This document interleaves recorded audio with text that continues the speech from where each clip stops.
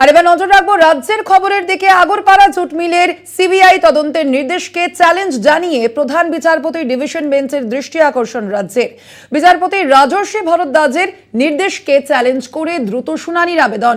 পূজাবকাশ চলাকালীন বেঞ্চের দৃষ্টি আকর্ষণের পরামর্শ প্রধান বিচারপতির। রাজ্যের অ্যাডভোকেট জেনারেলের দাবি, ইতিমধ্যেই এফআইআর দায়ের করে তদন্ত শুরু হয়েছে। তদন্ত প্রাথমিক পর্যায়ে রয়েছে। ডিভিশন বেঞ্চের দৃষ্টি আকর্ষণ করেছে ইতিমধ্যেই এই বিষয়ে রাজ্য এবং বিচারপতি রাজর্ষি ভরদ্বাজের নির্দেশকে চ্যালেঞ্জ করে দ্রুত শুনানির আবেদন।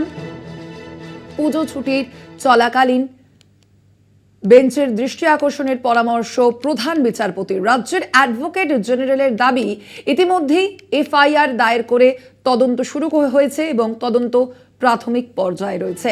আপনাদের জানিয়ে রাখি, আগরপাড়া জুট মিলের সিবিআই তদন্তের নির্দেশকে এবার চ্যালেঞ্জ জানিয়ে হাইকোর্টে রাজ্য।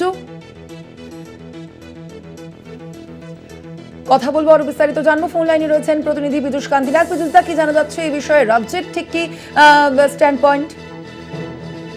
দেখো, আগরপাড়া জুট মিল নিয়ে গতকাল বিচারপতি রাজর্ষি ভরদ্বাজ সিবিআই তদন্তের নির্দেশ জারি করেছিলেন এবং তিনি নির্দেশে পরিষ্কার উল্লেখ করেছিলেন যে দুদিনের মধ্যে রাজ্যের পুলিশকে সিবিআই এর হাতে তদন্ত সংক্রান্ত সমস্ত নথি হস্তান্তর করতে হবে। বিচারপতি ভরদ্বাজের সেই রায়কে চ্যালেঞ্জ জানিয়ে ডিভিশন বেঞ্চ প্রধান বিচারপতি ডিভিশন বেঞ্চের আবেদন দৃষ্টি আকর্ষণ করেন রাজ্যের অ্যাডভোকেট জেনারেল কিশোর দত্ত। তিনি পরিষ্কারভাবে আবেদনে জানান যে মাত্র 2 দিনের মধ্যে হস্তান্তর করতে বলা হয়েছে, তাই অতি দ্রুত এই মামলা শুনানি করা হোক। কিন্তু প্রধান বিচারপতি জানিয়ে দিলেন যে এই মুহূর্তে আজই যেহেতু কলকাতা হাইকোর্টের পূজা অবকাশের শেষ দিন, তাই এই মুহূর্তে দ্রুত শুনানি সম্ভব নয়।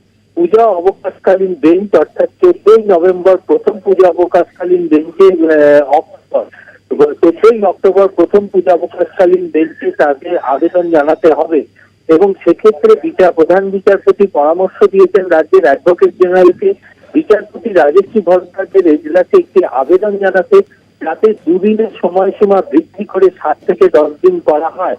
একদমই পীযূষদা, আপাতত তোমায় ধন্যবাদ। আমরা কথা বলছিলাম, ফোন লাইনে ছিলেন প্রতিনিধি পীযূষ কান্তি নাগ।